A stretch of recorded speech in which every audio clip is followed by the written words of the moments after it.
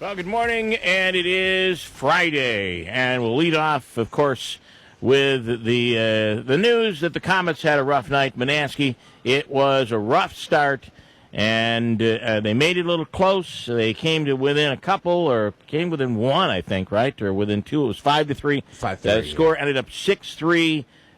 It was just not the season we had last year. No, and you know what? Albany is a very good team. Truth be told, Toronto is a beast. So I don't know that the winner of this series made it past Toronto in the next round anyway. We had talked to Mark Caswell earlier this season. I'm not sure if they did, but I know they were on pace to set an AHL record. They had over 100 points in the regular season. They had a great year, so it's likely that whoever moved on to play Toronto was probably going to see their season come to an end anyway. But a really good year for the Comets. The Odd was electric the other night, and obviously, the Comets are alive and well in the city of Utica. Just couldn't go quite as far this year in the playoffs. But you know what? I got to tell you, at the end of the day, it meant, and I know we talked about this earlier in the week, but they played both games at home. They had to win that first game, and that was a scrappy game. It was, and it meant another night of people getting out and buying white T-shirts and going out to dinner and tailgating and the whole 9 yards. So really, really cool. Had a great season, and again, the Comets in 3 seasons have made the playoffs twice. Pretty big. Here's the huge news. Have you heard? It's not about politics. It's not about anything like that. Have you heard about the big news? It's not about the NFL draft. The big news. Anybody? Yes. That is the match game theme. Did you know? It's coming back? Match game is coming back. Yes. Get out of here. There's going to be a new version of match game, and I don't think there's a game show that I love more. I'm not sure I love the fact that Alec Baldwin is going to be hosting it. Oh. But ABC is bringing back Match Game for a limited 10-episode run.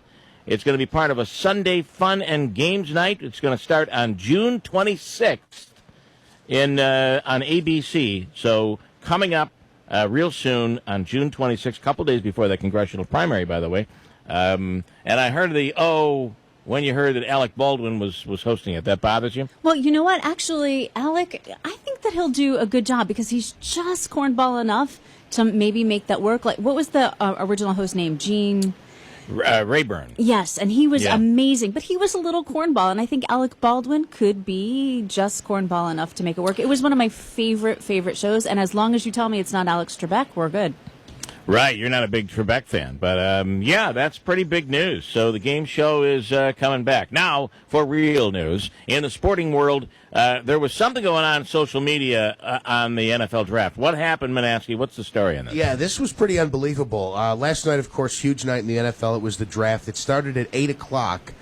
10 to 15 minutes before the draft began, there's a prospect. He's an offensive lineman. His name is Laramie Tunsil. The kid is huge. I don't have it in front of me. He's either 6'5", 320, 6'7", 320, but the kid's got a bright future probably in the NFL. Some had thought he would go in the top. He might go 1 or 2, but because of a couple trades, it was pretty obvious that a quarterback would get picked at the top. Others thought he'd still be in the top 5. He ended up falling to 13th overall. Just before the draft began, his Twitter account was apparently hacked. And somebody put up an old video of him smoking marijuana through one of those gas masks.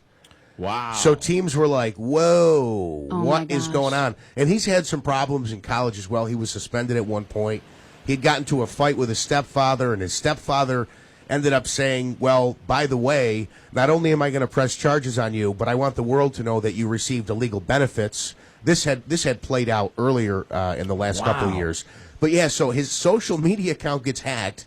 Someone puts up a video of him smoking pot, which his crew, his agent and his family and everybody, they wouldn't address it during the draft.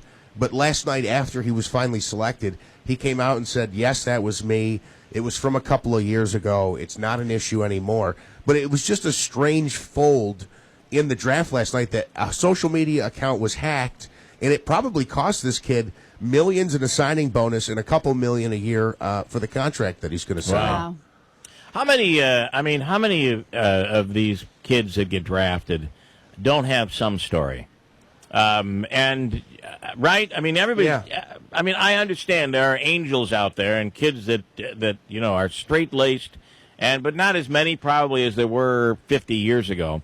But at the end of the day, how do you top Johnny Manziel? I mean, he was. Wasn't he? He was charged just the other day, and he was out partying 2 days later. He doesn't seem to care. Right. So it kind of makes these other stories pale in comparison, don't you think? Yeah, just a bizarre circumstance, though, last night. The fact that 10 minutes before the draft, obviously somebody set him up and wanted to make him look bad and really hurt him financially. But 10 minutes before the draft starts, wow, it was just unbelievable. And on Manziel, he might be done. I mean, he might never play again. Yeah, I think I think there's a real problem there. He can't stop going out. And he thinks, it's almost like he thinks everybody loves him. They all want to party with him because they know they're partying with a train wreck. Right. And they're all taking, Facebook photos with him and the whole 9 yards. You're right. I think this could be it. And what a gigantic waste that is. So much for doing that little finger thing, the money stuff, right? Mm-hmm. The money that now represents the fact that money is just drifting away into thin air. He's got 2 nickels. He's rubbing his nickels together. That's right. He's rubbing them. He is rubbing them. All right, listen, we're going to come back here in a second. It's spring break week, our final day broadcasting live from Orlando, and we'll come right back. It's First News Keeler in the morning.